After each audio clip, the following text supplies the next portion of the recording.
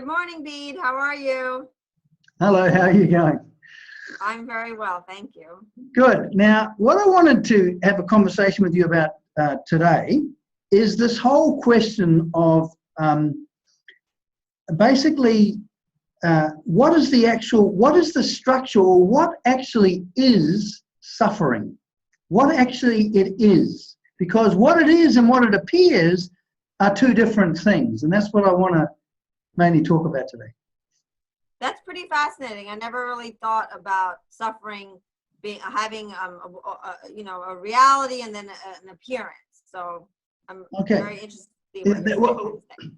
Well, one of the first things that, when I first heard Puja Swami Dayananda say that basically we're capable of self-judgment. As people, we're capable of self-judgment. And for example, I have a judgment, I exist, or I'm walking, or I'm talking. Because we're self-conscious, we make judgments about ourselves. Now, in the formal teaching of Vedanta, is that what we are in reality is consciousness or awareness. But when we're born as an individual in this world, we're born ignorant of that fact.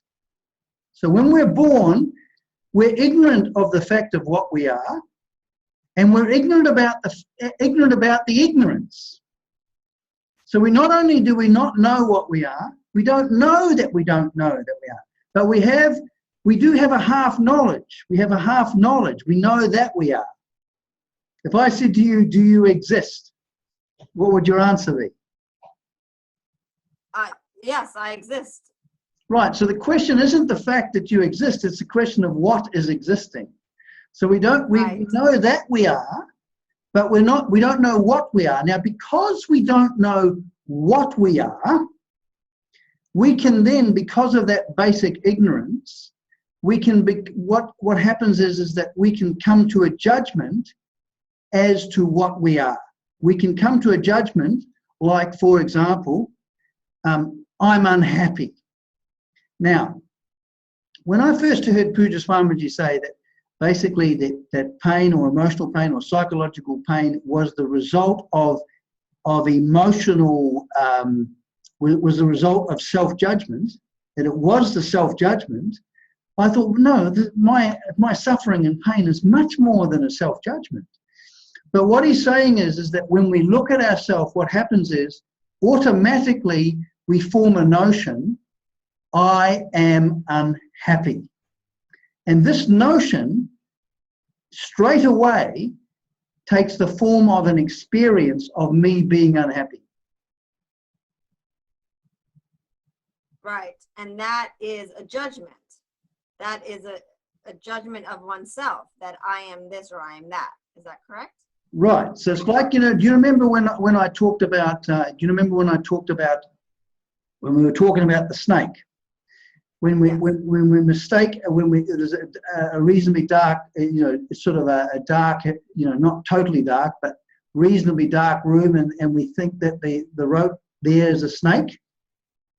Yeah. That is a notion, but it doesn't exist as a notion. It actually, that notion, that mistake, that notion turns into a whole experience of me I'm having an experience of a snake, aren't I? Yes. So the same way, the basis of unhappiness is notional, in the sense that I have a conclusion, a notion. My being, in other words, I'm answering, I've got my own personal idea about what I am. What's happened is I have a notion, I am unhappy, and that the whole experience of myself being that unhappiness, where the experience of being unhappiness that I take to be me as one and the same, is the basic substance of it is notional. Right. That's a really huge statement, that actually it's our self-judgments that are the causes of our unhappiness, that we make ourselves unhappy, is what Vedanta is saying, because we judge ourselves. Well, not quite. We don't do this deliberately. It's unconscious because we don't know. Right. We just judge ourselves based on our experience. Right. So what happens is that if, for example, I have a negative emotional reaction, I become that emotional reaction because I say I am unhappy. But what's interesting is it's not so much, it's not the notion, it's not the judgment. First of all, I'm unhappy, and I make a judgment, and then I'm unhappy. The very judgment itself is the unhappiness. Right, I see. I'm unhappy. You see, right. We think, you see, the experience of unhappiness is quite intense, isn't it? Yes, very much so. So as an experience, it takes up all the room, and the experience is, I am unhappy. Now, you see, because the notion is transmuted into experience exactly the same time, we're unconscious that what the experience is a notion. We take it to be something that's extremely real and is acting on us. Right. So I think that I like this idea that it's not that the self-judgment causes the unhappiness, but that the self-judgment is the unhappiness, and that is unconscious. We don't realize we do it. And it's like on the intellectual level, we're suffering. If you want to make a distinction between intellectual and emotional, well, intellectually we're suffering due to our self-judgment, and that expresses itself in our emotional life as unhappiness. Right, because the notion is a way of seeing, like when I see the snake. Right. That way of seeing becomes embodied as a way of thinking, a way of feeling, body postures and behavior. You see, because the way I see is the way I be. But the judgment is a way of seeing. It doesn't just sort of sit inside my head. Yes. So this exactly. Yeah. So this is the actual basic structure of my unhappiness, and the composition of my unhappiness fundamentally is that because I have a physical body and because I'm subject to death, I know that I'm always subject to harm and I'm subject to death. Fundamentally, because I judge myself, I am mortal and I'm subject to death. Given that self-judgment, I can't help but be insecure. Right. Which is a form of unhappiness. That's right. That's precisely the point. Right. Any self-judgment that about myself, positive or negative, is erroneous. That's a huge statement to make. That's right. And any self-judgment is a form of unhappiness. Right. Because you see, go. No, go ahead. Sorry. It was actually a question. Yeah. Okay. Because what happens is that, you see, I make this self-judgment about the fact that I am a biological organism. My being and my physical body are one and the same. Now, based on experience, you can understand why you would come to that conclusion, can't you? Yes. Because we don't know that we're actually non-dimensional consciousness or awareness, because we don't know that is what we are. We are born. The experience is that we're born as a physical body, and we are this physical body. And we're born with self-consciousness. We are conscious. We're conscious that we are alive, and we're conscious of what we do. And we can't help but come to self-judgments. But the self-judgment is the substance of our unhappiness. So when I see that snake, when I go, that is not a rope, I just simply go, that is a snake. That way of seeing becomes an entire way of being. So when I'm seeing myself as a biological organism who is subject to harm and destruction, I cannot help but have a deep feeling of insecurity. And in our culture, of course, I have to deny this because I've got to be cool. Right. Exactly. But the denial and the masking of the insecurity and is all, or let's say the narcissism that goes with the masking and the denial of the insecurity reveals and exposes the insecurity. Exactly. The very fact is this. Given that I take myself to be this person who is deficient in the sense that is subject to harm and death and destruction, anything that relieves me from that feeling of insecurity, I will absolutely love and I will pursue. It will become inordinately important to me. Right. Makes sense. So that's one in terms of this composition of this unhappiness, which is only notional. The fundamental one is that I am my biological existence, I am subject to death, and that results in a tremendous experience of insecurity, which is unhappiness.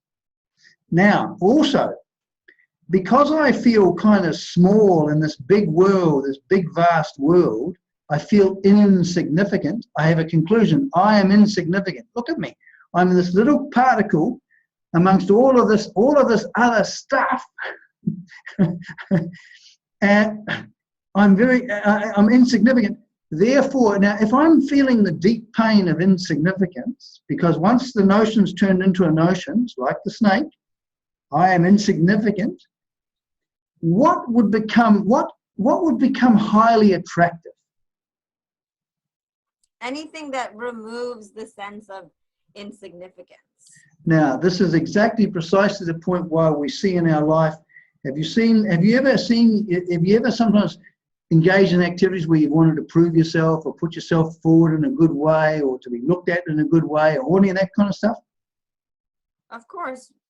Exactly. This is universal with human beings. Now, if the fact is, if I'm trying to be significant, what does that actually mean? If I'm trying to be significant, it means, doesn't it, that I feel I'm insignificant?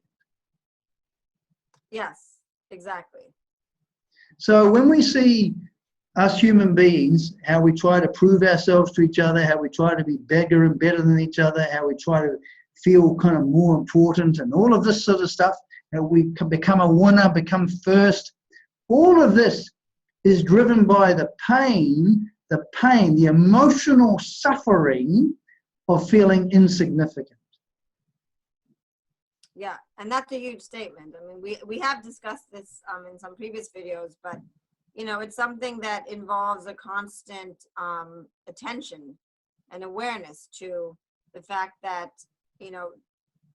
through all the laughter and the smiles and all of that, we have these self-judgments and we feel insecure and insignificant. Right. What happens is that this is what, when we talk about drowning in samsara, yes. The fact of the matter is that when we are unhappy in ourselves due to self-judgments, this drives us to find a solution to this unhappiness. And we use people and things to try and actually do something about this condition. Right. So if I feel insignificant or if I feel unapproved of, if I've got a judgment, I'm no good as a person. Then, and this is completely natural and normal, and everyone does this. Absolutely. It's you have to be depressed. It's not that you have to be depressed or be from a whatever. It's universal. This is not a clinical condition in terms of psychology. This is our existential condition. This is our condition as human beings. That's universal. Right. And so what happens is if I feel like I'm unloved, then I will have an inordinate need to be loved.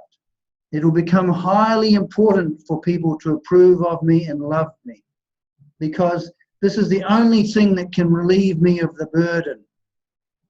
So when you cite this example about being unloved, so you're saying that we all have a universal experience of unhappiness insecurity and insignificance, and this can manifest in various pursuits. For example, the pursuit of being loved, and also it can manifest in various, desire to be loved.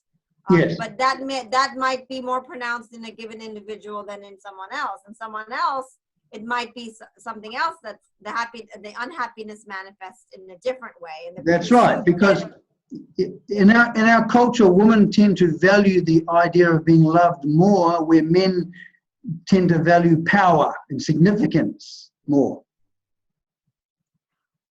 Okay, but I'm not going to go into essentializing our culture, but no, but I'm just saying in terms of a general rule of thumb, but basically, anything that can relieve this, you see, any self-notion, any diminishing self-notion, self-judgment.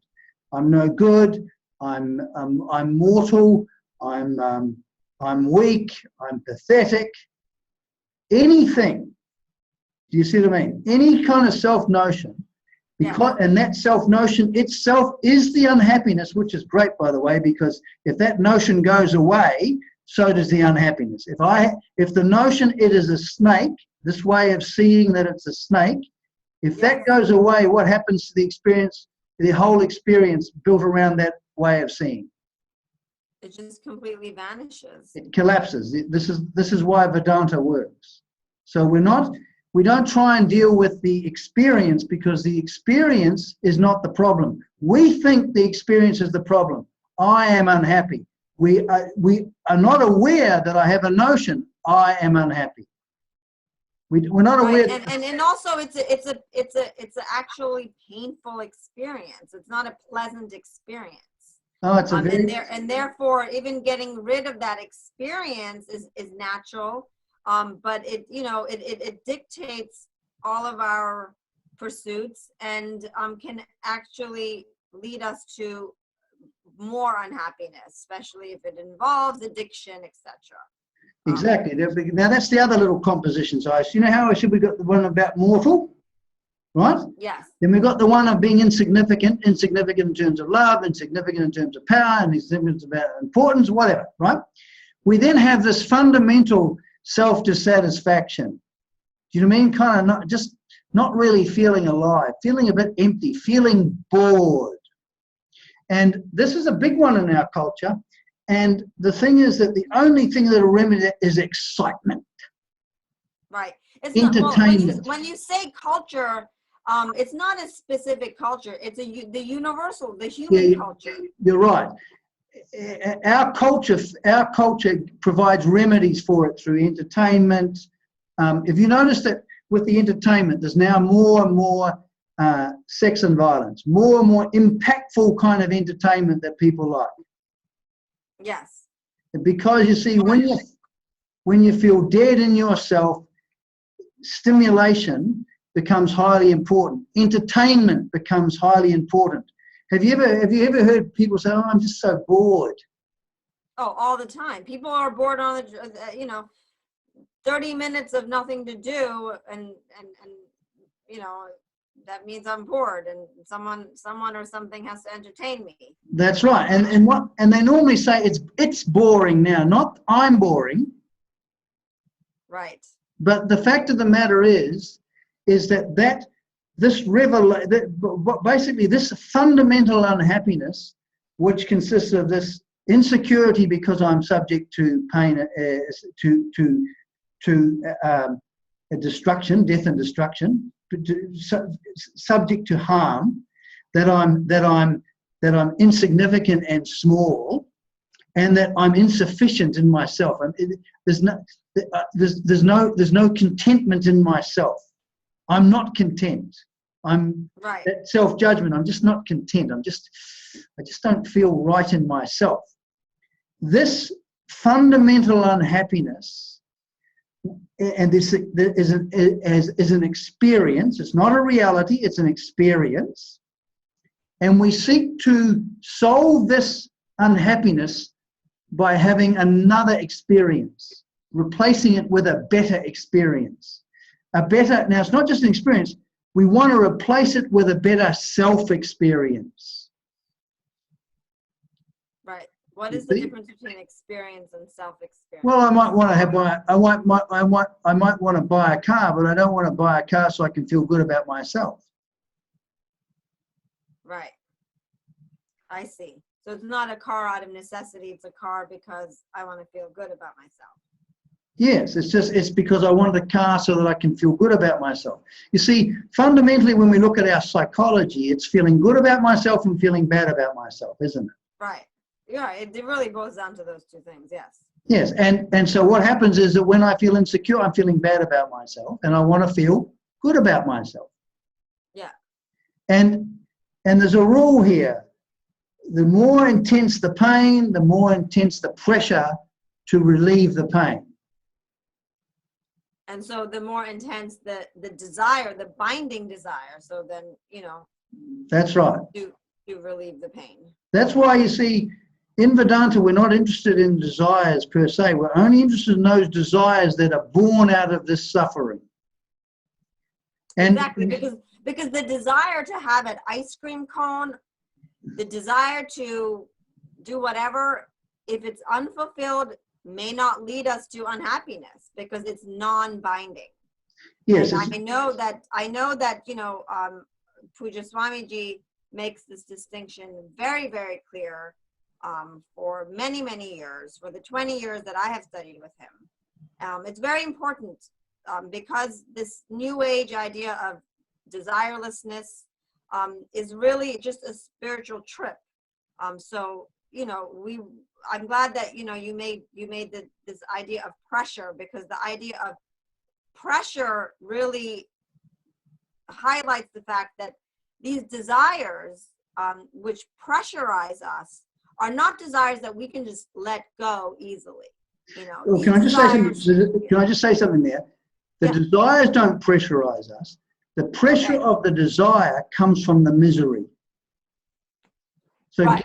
given the misery, right. what is born in us is a pressure, and we become a person who is wanting, a demanding, wanting person. Right, right, you're right. So we must always remember the self-dissatisfaction, that's really the crux of everything, our pursuits. That is the background. That is the background. And the thing is that this suffering creates a tremendous pressure, a force, a desire for something that will remedy this self-dissatisfaction. So that a desire has force and direction. It's not just simply a desire. We know exactly, we've got in mind what we think is going to do it for us. In other words, something that's going to get rid of this self-feeling we hate, because Puja Swamiji says we can't stand being ourselves. We can't stand being unhappy. We just have to do something about it. But in some, in most cases, yes, there's force and direction. But in some cases, people don't know the direction, but they have the force. And that's where this idea of boredom comes in, and also maybe the idea of violence. When they don't know what to, they don't know what they want, but they have a desire to be happy, but they don't know which direction the desire is going in. Yes. And the fundamental thing is that because of this, basically, if we wanted to put it bluntly, and we're going to put it in Western terms, people have a background, mainly unconscious a lot of the time because it's too hard to face, of psychological misery, out of which is born a tremendous pressure which creates a sense of themselves as a demanding person and a wanter.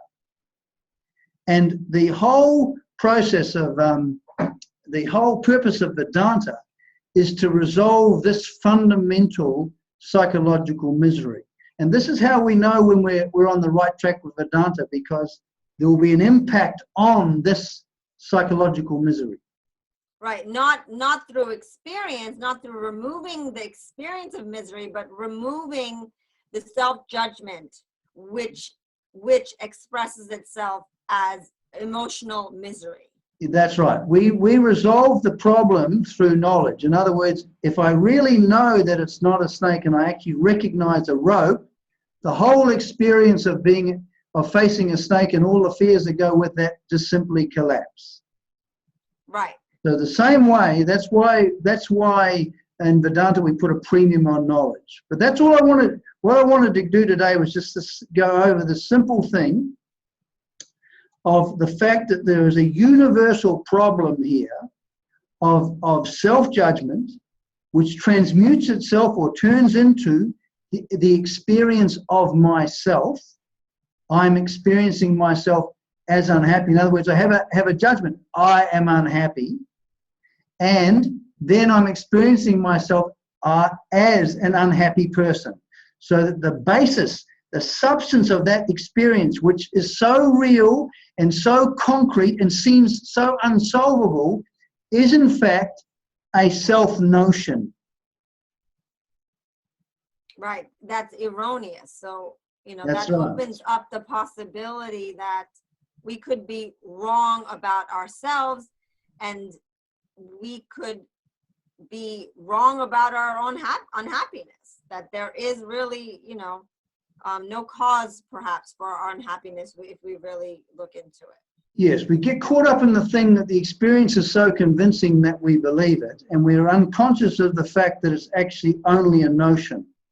And you see, this is why a lot of people feel that the solution to our unhappy experience is another experience of happiness. Even spiritual experiences, one day I'm going to become enlightened. I'm going to have the experience of being enlightened. That is just simply another experience.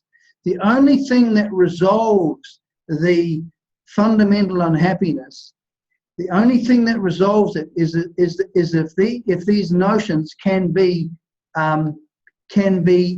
set aside or resolved. It's exactly the same with the snake in the rope.